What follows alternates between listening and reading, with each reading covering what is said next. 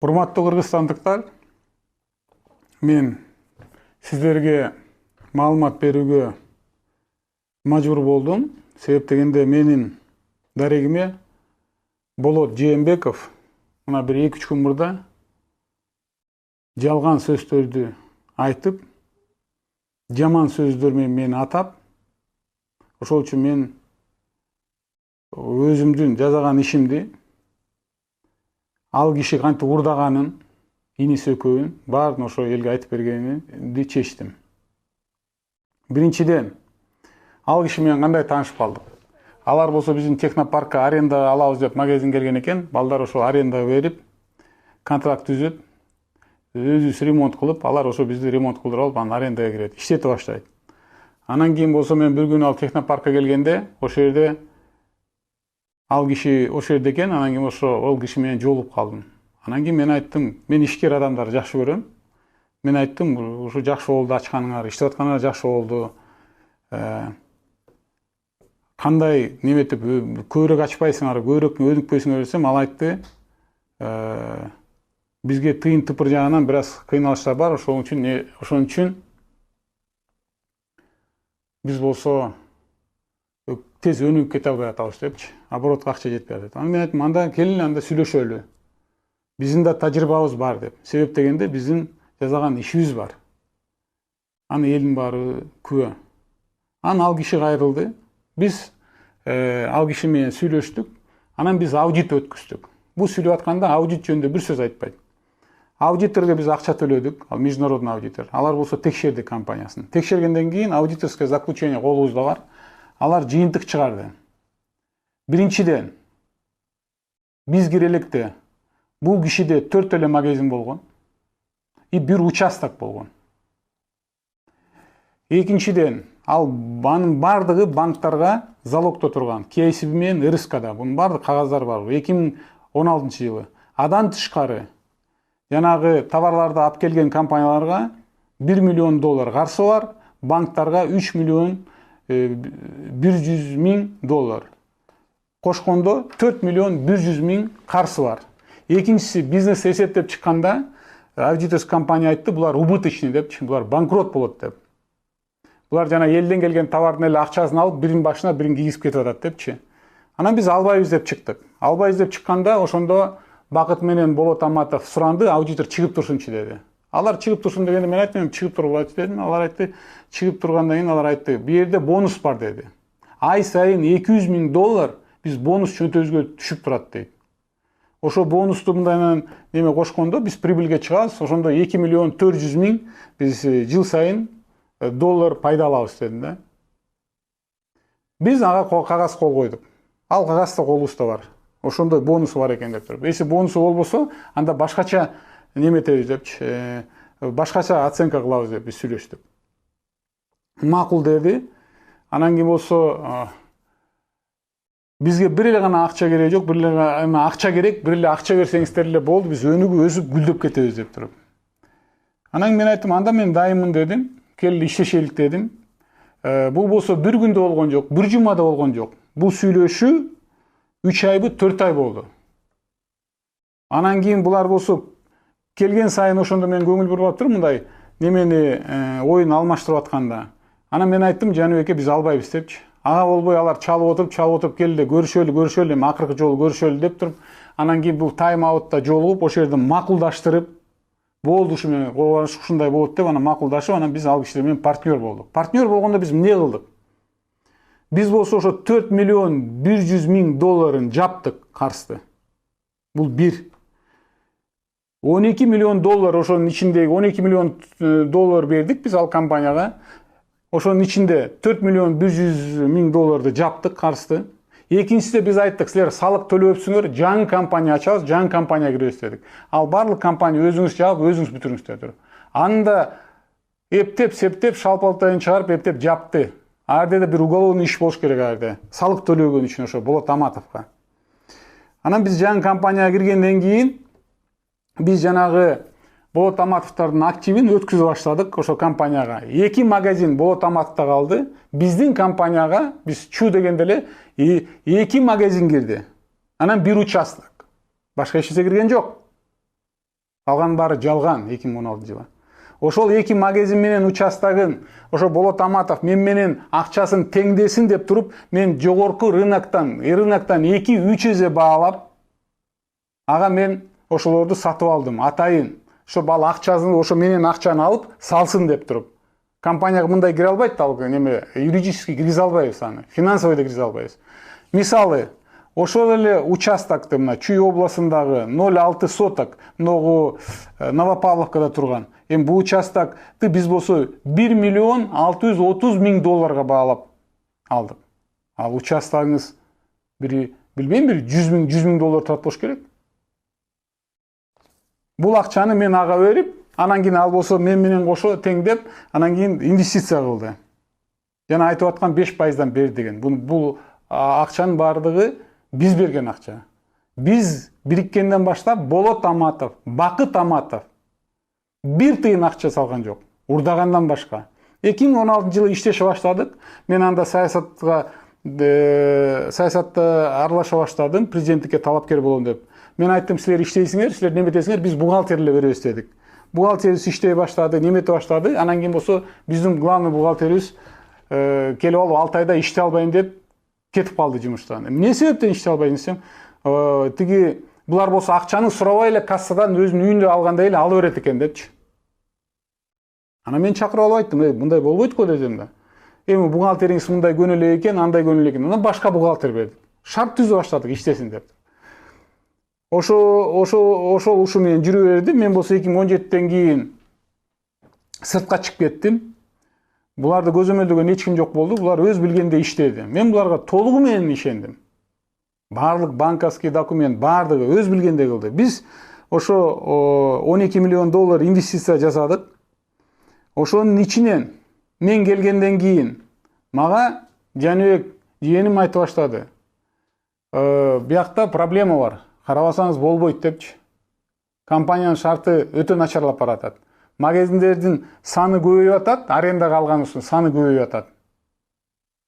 А бирок биздин магазиндердин жана биздин акчага салган жаңы магазиндерден башка эч нерсе көбөйбөйт. Булардын биз менен партнерлор болгондун, булардын менчик магазиндери көбөйүп атат депчи. Урлук болуп атат деп туруп. Биз аудит кылдык. Булар отчет менен келгенде компания убытокта да, прибыль жок. Ошол эле учурда буларда 2022 жылы Бакыт Аматовта 6 магазин пайда болду. Биз кирип атканда эч бир магазин жок болчу. Болот Жээнбековта 12 магазин пайда болду. Жана прораб, сараб деп бардым мен. Анан кийин мен айттым аларга, силерде магазин пайда болуп атса өзүңөрдө, силер бизге арендага тапшырып атсаңар. Прорабты ачып атсаңар. Биздин компания байыбай эле убыток болуп атат. Анан компанияны болсо мен айттым, анда мындай кылалы дедим. Мен түшүндүм булардын урдуп аткан акчасын. Мен айткам, эң негизгиси акча урдубагыла, алдыбагыла деп. Ошондой келишим түзгөнбүз. Анан кийин болсо мен аны көргөндөн кийин мен айттым, анда мен долямды сатып алгыла деп. Мен салган акчамды чыгарып бергиле дедим. Мен айттым, биз болсо 12 миллион салдык. Ошо мынакей 5 жылбы 6 жыл өттү, мен айттым ошо 15 дедим. Акыры неметкенен айттым, ошо 13,5 үстүнө 1 миллион кошуп бергиле дедим. 5 жылдан кийин булар магазиндерди куруп алган өздөрүнө. Булар нары басты, бери басты, анан айтып атпайбы, инвесторлор карап туруп, Бабанов берди экен деп кирбей койду деп. Бу жерде логика жок. Бабанов сатып чыгып атат. Инвесторлор эмнеге кирбеш керек? Мени жаман көрсө инвесторлор. Себеп дегенде инвесторлор булардын жүзүн көрүп, жазып аткан бизнесин көрүп, бизнести анализдеп, алар бияка кирбеүүнү чечти. Бул ал кишинин жалган айтып аткан аферистик характерин көрсөтөт. Экинчиси, биз аудит кыла баштадык. Аудит кыла баштаганда 450 миллион сом кассада акча жок. Жанагы товарларды алып келген, элдер бир товар алган, то есть алып келген компанияларга 450 миллион сом жок. Кака кетти бул акча? Жооп бере алышпайт. Тигиндей мындай, андай, тигиндей мындай деп. Анан кийин мен айттым, анда келгиле дедим. Бакытты Аматовду председатель совдир кылалы, независимый директор коелу дедик.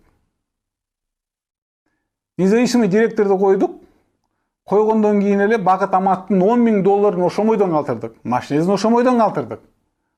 Анан кийин тиги киши иштей баштаганда көп нерсе чыга баштады. Бир мисал, жанагы акча сала турган банкоматтар. Ошол эле бир компания акча сала турган банкоматтарга 7 000 сом төлөсө турган кичинекей бир немеге. Аны болсо Бакыт Аматтын аялы тапшырат, а компанияга 1000 сом төлөйт. Ошонун негизинде компанияга себеп дегенде магазиндер көп жерде турду да 8 миллион сом убыток алып келген. Компания 1 миллион табат, Бакыт Аматтын аялы 7 миллион сом табат. Адан тышкары бир топ акчаларды урдаганда 200 000 доллардан бар. Ошонун баары жыйнап отуруп, анан кийин болсо мен алдаган адамдардын баарын жаман көрөм. Урдаган адамдар менен да сүйлөшө алам. Мен ал тиги экөөнү чакырып алып туруп айттым, жанагы убыточный магазиндерди жабышыбыз керек деп. Себеп дегенде компания банкрот болоюн деп атат деп. Ошондо менде тандоо болду. Өзүмдүн берген акчамы чыгарып кетип, буларга компания тапшырып кетип коюуга. Анда жанагы 450 миллион сом карыз болгон компаниялар, поставщиктер, алардын саны бир 500-700 жетет го дейм. Алар буларга келип сураганда, булар банкрот болгонду, алар айтат деп, да мына бабам өзүнүн немесин, акчасын алып чыгып кетти, имуществосун алып чыгып кетти деп туруп, бул сөз жаман сөз деп туруп, мен айттым, Жаныбек кел башкарып эптеп буну немеден ушу ямадан чыгаралы деп. Мен мындай операционга киришкен жокмун. Иштей баштадык. Иштей баштаганда тиги орус директорду, Игорь деген директорду коюп иштей баштаганда буларга поток акча токтоп калды. Токтоп калганда эле Болот Аматов келди, Болот Жээнбеков келди, айтты, Өрбек Токтогуч, мен болсо өзүм дойлом сатат элем, сатып алыңыз, минтип алыңыз депчи. Ал сунуштады. Анан мен айттым, келиңиз анда сүйлөшөлү дедим. Анын алдында жанагы айтып атпайбы, жана 6 магазин боюнча. Мен болсо ошо 6 магазинди жөн эле кагазды билбей эле кол коюп коюп турум, мага кагазды минтип туруп берип коюп бер деп. Биринчиден, урматтуу кыргызстандыктар, договорду кол коердо, имуществону сатаарда баарыңыздар жакшы билесиздер. Биз ага бердик, ал алып кетти, карады, юристтер менен карады. Бул болсо 1 жума, 2 жумада талкууланды. Анан келгенден кийин нотариально аялынын уруксаты менен болгон иш. Аны мындайынан алдап койду, минтип койду деген болбойт. Биринчи баракты оңдоп коюп туруп, үчүнчү баракты оңдоп коюп тур деп туруп. Ал болсо жана генеральный прокуратурага биз сделка бүткөндөн кийин арыз жазып, мен ал арызды окугандан кийин таң калдым. Алар экспертиза кылды, мамлекеттик экспертиза кылды. Адан кийин алар чечим чыгарды, бу жерде неме жок депчи, подделка документов жок, сделка болгон, акча төлөнгөн деп туруп. Экинчиси ГКМБга жазды. ГКМБга суракка бардык. Алар да экспертиза өткүздү. Алар да андай жыйынтык чыгарып берди. Ошонун негизинде айтып атпайбы, тиги 6 магазинди неметип өткүзүп берди. 6 магазин толугу менен мен берген акчага курулган. 1 тыйын Болот Аматов биз компанияга киргенде 1 тыйын берген эмес. Ал жанагы берген 4,5 миллион деп атпайбы? Мен 4,5 миллион акчамы кантип ошо 1,5 миллионго сатам деп. Ошо 6 магазинди мен айттым да, сатып алгыла биздин дойлон, же акчаны кайрып бергиле дегенде, ошондо биз кагазга кол койгонбуз. Ошо 1 жылдын ичинде сатып ала албаса, анда ошол биздин акчага тиги магазиндерди өткүзүп берет деп туруп. Ушундай келишим болгон. Мен 1 жыл күттүм алардын сатышын. Алар менен мага эмес, алар менен калып иштейм деген адам табылбады. Алар менен партнер болом деген адам табылбады. Ошон үчүн саталган жок алар долясын. Менин долям саталган жок. Биз калабыз деп туруп. Экинчисинде анан кийин болсо Бакыт келиптир, эми болсо Өрбек Токтогул, чен Болот Аматович айтып атат, эми болсо ушунча жүрдүм, мен эми создательмин да, мен магазинди ачтым да, ошо бир магазинди мага берип койсунчу деп. Анан кайсы магазин десем, ошо 6-ын ичинен Ошту дептир да, эң чоң магазинди тандап алыптыр. Мен айттым, макул ошо. Макул дедим, берели ошол Ошту дедим. Ошту бердик, ал болсо бир компания ичинде турган. Ошту бергенден кийин Болот Жээнбеков сата баштады Ошту. Сата баштады да келди да айтты, Ошту сатып албайсыңбы деп. Бунун баардыгы биздин компанияда. Мен айттым, канчага сатасыз десем, 1,5 сатам деди. Макул, 1,5 алалык дедик. 1,5 алалык дегенде Ош магазинин компания, регистрация болгон компания өзү сатып албайт да. Ошон үчүн юридикалык жана мен берген 4,5 миллион долларды биз болсо ошо 1,5 миллион долларга сатып алдык. Ал туура айтып атат. Кантип мен 4,5 миллионду 1,5 миллионго сатмакмын деп. 4,5 миллион анын акчасы болсо. Денисов адам эч качан сатпайт. Ошону мага сатып туруп, адан кийин 1 жылдан кийин берки компания сатып унчукпай жүрөбү ушул адам? Ошо 4,5 миллионду аны мен бергем, ал менин акчам. Ал жанагы биздин компанияда болгон магазинди сатып албайсыз деп туруп, биздин болсо финансистер айтты, анда ошо жанагы займды ошо 1,5 сатып алалы деп, ошондой структуризация болгон атайын. Бул финансистердин структуризациясы, бул мындайча мыйзамдуу иш. Буну прокуратура текшерип, далилдеп берген.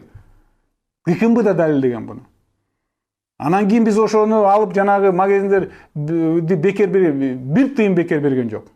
Урдаганына карабай, мен ошол магазиндердин эсебинен 12 миллион доллар салсам да, дагы үстүнө 1,5 миллион кошуп, 13,5 миллион инвестиция кылдым мен. Анан кийин жанагы операторский компанияда калып калдык. Партнердо иштей баштадык. Анан өзү келди дагы. Сатып алдым деп. Ал операторский компанияда 450 миллион сом карыз. Ошол эле учурда Болот Аматовдун магазиндери өзүп атат, тигиз өзүп атат. Мен айттым, кантип сатып алам сизден десем, эми мени жардам бериңизчи, сиз бабаңыз да, сизге эмне жана айтып аткан, сиз миллиардерсиз, мага жардам бериңиз деп ыйлап туруп алды. Келип айтып туруп алды. Анан кийин макул эми. Бул кишиге да бир жардам берели деп туруп болсо, биз болсо отуруп, жана 2,5 миллионго сатып алабыз деп операторский компанияны сүйлөштүк. Сүйлөшкөндөн кийин тиги киши айтып атпайбы, мен 2,5 миллион долларга кол коюп бердим деп.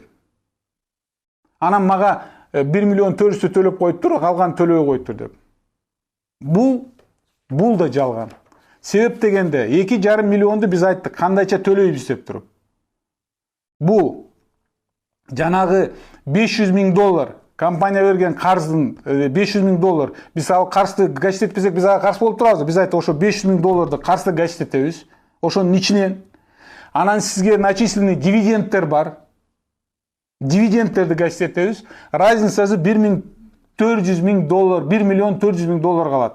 Ошону сизге төлөп беребиз деп туруп. Ал болсо жана экинчи барак деген, анын баарын өзү жакшы билет.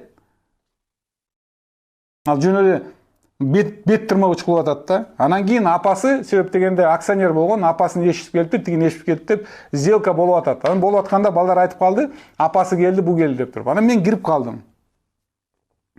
Кирип калганда, анан сделка бүттү, анан кийин болсо Болот Жээнбеков ал айтты, апа бата берип коюңуз деп. Кыргызда эч ким сурабайт бата берип коюңуз деп. Бата берип коюк деп айтат. Апасы бата берди, жакшы бата берди.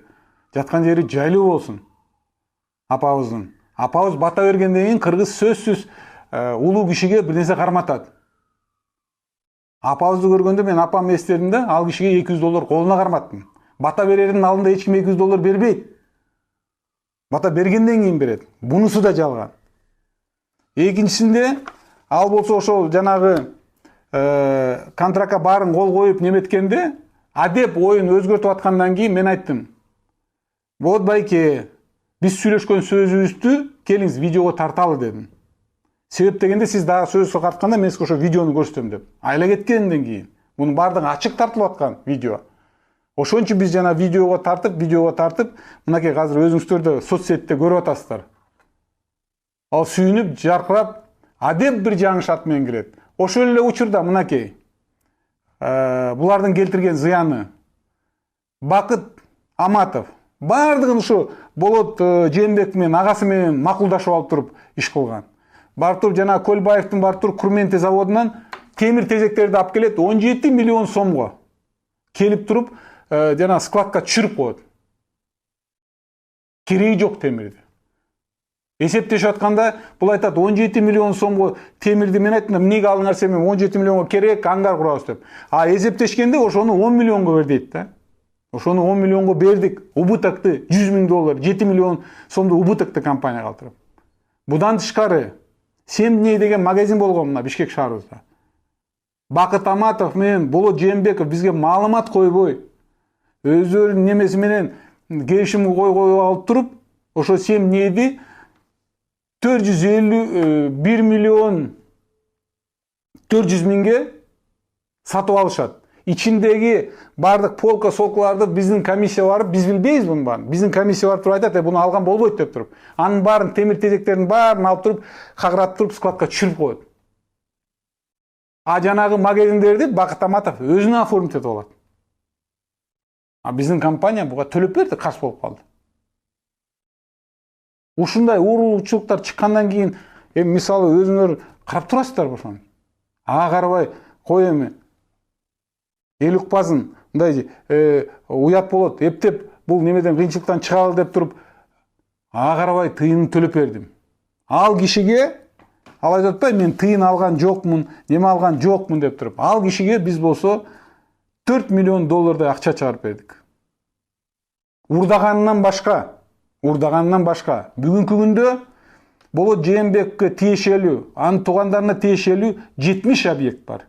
Себеп дегенде биз компания кирип аткан жетекчилерге айтабыз. Силер болсо келип атканда өзүңөрдүн имуществоңорду жазгыла.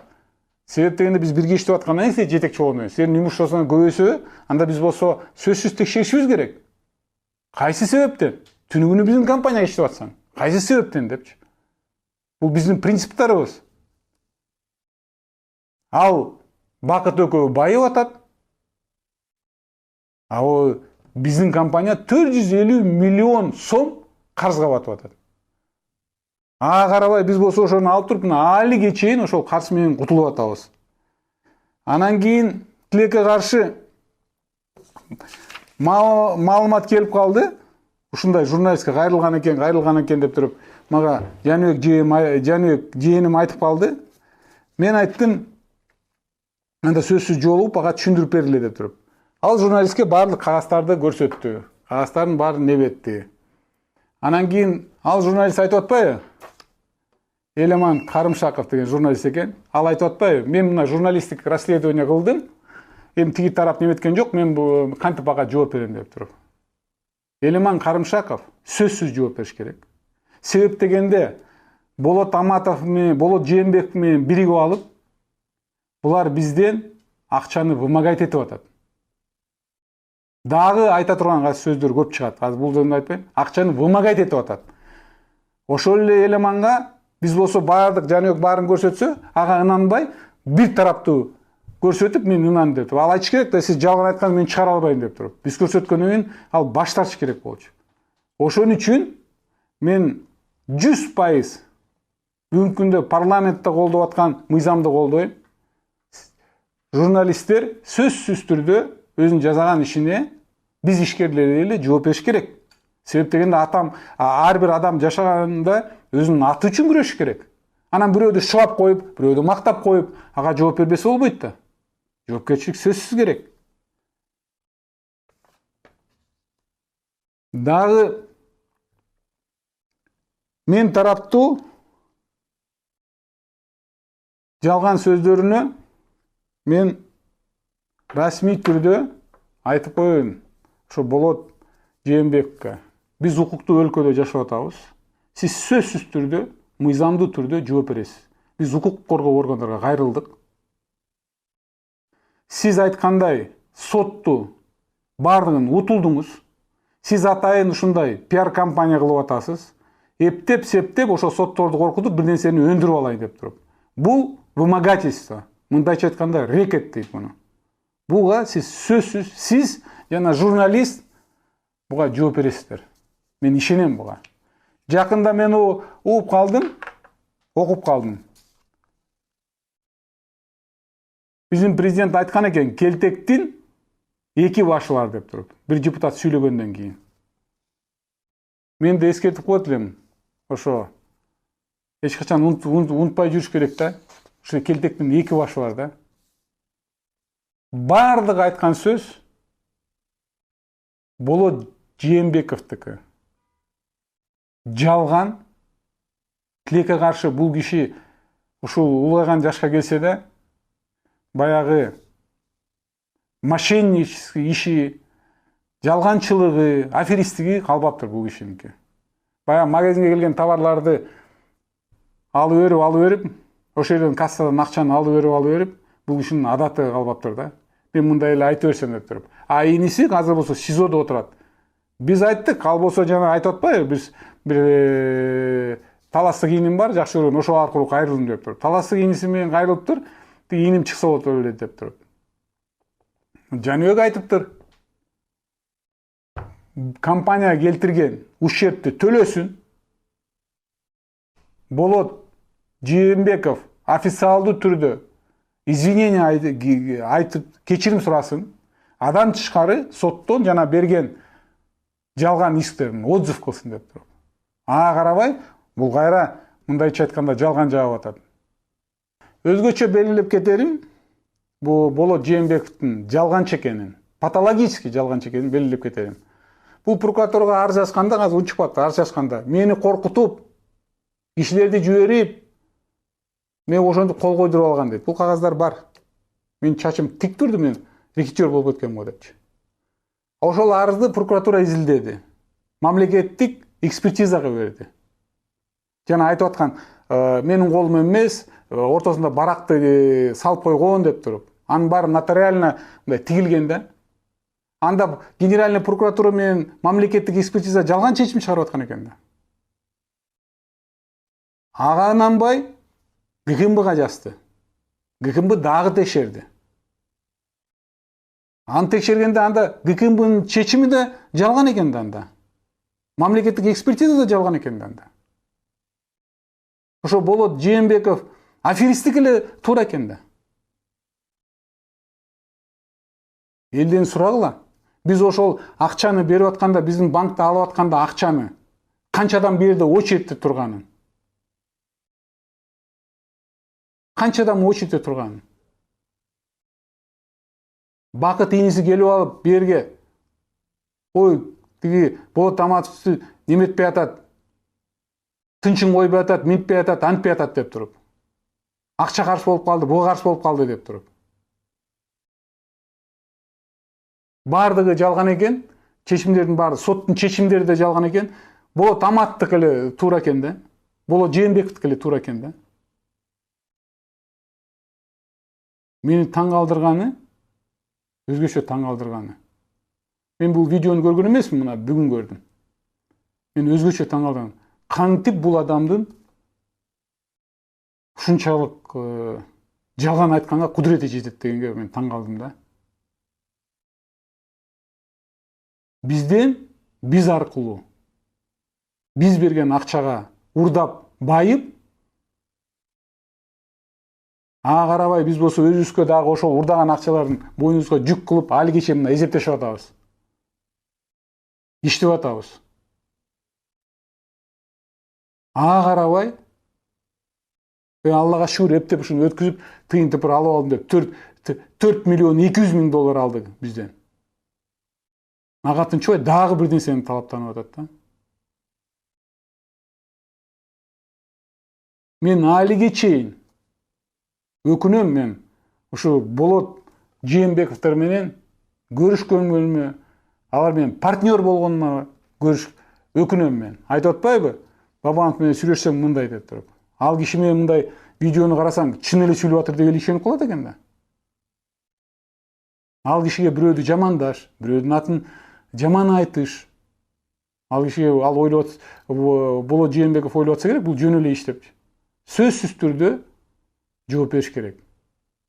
Биздин Кыргызстаныбызда адамдын атын ким болбосун жаман кылса, ал киши жооп бериш керек. Мен колдойм. Сот аркылуубу, укук коргоо орган аркылуубу адамдар жооп бериш керек. Кечирим публично сураш керек. Атына зыян келтирсе чет өлкөдө миллион доллар штраф төлөйт. Ошондой штрафтарды төлөтүш керек. Себеп дегенде мен үчүн жана өзүнүн атын баалаган бир топ кыргызстандыктар үчүн эң бай нерсе ал байлык менен мүлк эмес, ал ата бабаларыбыздан калган биздин атыбыз. Адам байлык эч нерсе жок бул заманда.